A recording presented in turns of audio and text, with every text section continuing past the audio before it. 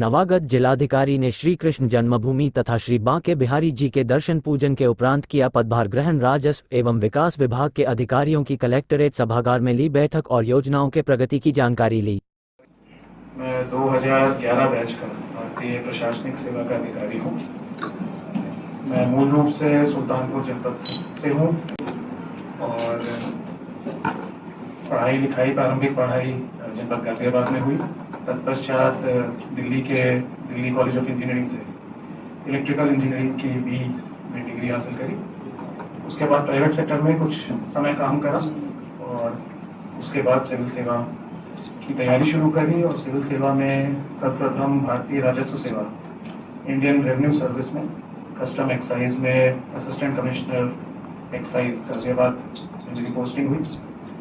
उसके बाद भारतीय पुलिस सेवा यानी इंडियन पुलिस सर्विस में एसीपी की पोस्टिंग महाराष्ट्र कैडर में हुई। उसके बाद भारतीय प्रशासनिक सेवा में अंततः अपने गृह कैडर उत्तर प्रदेश में सेवा करने का सौभाग्य प्राप्त हुआ। सेवा में मेरी जो यात्रा रही है वो आजमगढ़ और अलीगढ़ में एसडीएम के रूप में रही, बुलंदशहर, शाहजहांपुर और बनारस में मुख्य विकास अधिकारी के रूप में रही। तत्पश्चात काशी में ही विकास प्राधिकरण में उपाध्यक्ष के रूप में 1 साल काम करने का सौभाग्य मिला। इसके पश्चात जनपद हरदोई में जिलाधिकारी के रूप में 3 साल लगभग काम किया। जिलाधिकारी पीलीभीत के रूप में लगभग 2 साल कार्य किया और आज कान्हा की नगरी में आप लोगों के बीच योगदान आख्या मैंने जो अधिकारी मथुरा के रूप में यहाँ पे दी है। तो इस तरह की मेरी यात्रा रही है, एक संक्षिप्त परिचय है।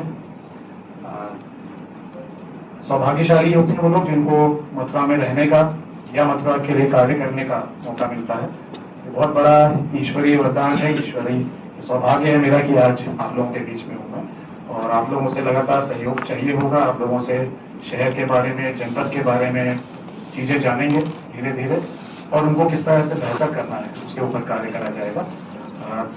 संवाद लगातार बना रहना चाहिए। जब अगर हम मीडिया की बात करते हैं, चाहे प्रिंट मीडिया हो, इलेक्ट्रॉनिक मीडिया हो, संवादहीनता की कभी स्थिति नहीं होनी चाहिए। कुछ चीजें होंगी जिनमें जो मेरे संज्ञान में आप लाएंगे उन पे नियमतः कार्रवाई होगी। कुछ चीजों पे जो कार्रवाई चल रही होगी, जो प्रक्रिया में होगी, वो समय समय पर आपसे शेयर होती रहेगी।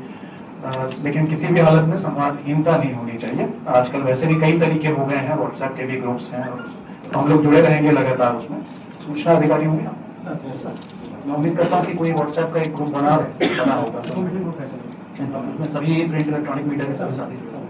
ठीक है, तो एक तो वो जरिया रहेगा ही और उसके सिवा भी हम लोग एक्सेसिबल रहेंगे। प्राथमिकताओं की यदि बात करूँ तो शासन की जो प्रमुख योजनाएं हैं उनको सही व्यक्ति तक पहुंचे, समय से पूर्ण हो।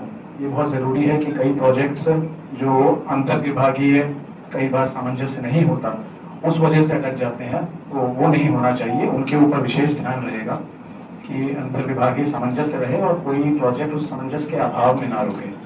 समय से पूर्ण होना जरूरी है प्रोजेक्ट्स का। जन सुनवाई में हमारे सभी अधिकारी जो समय निर्धारित है सुबह 10 से 11 का, उसमें अनिवार्य रूप से कार्यालयों में रहें, न केवल सुनवाई करें बल्कि उसका गुणवत्तापूर्ण निस्तारण, उस पर विशेष ध्यान रहेगा।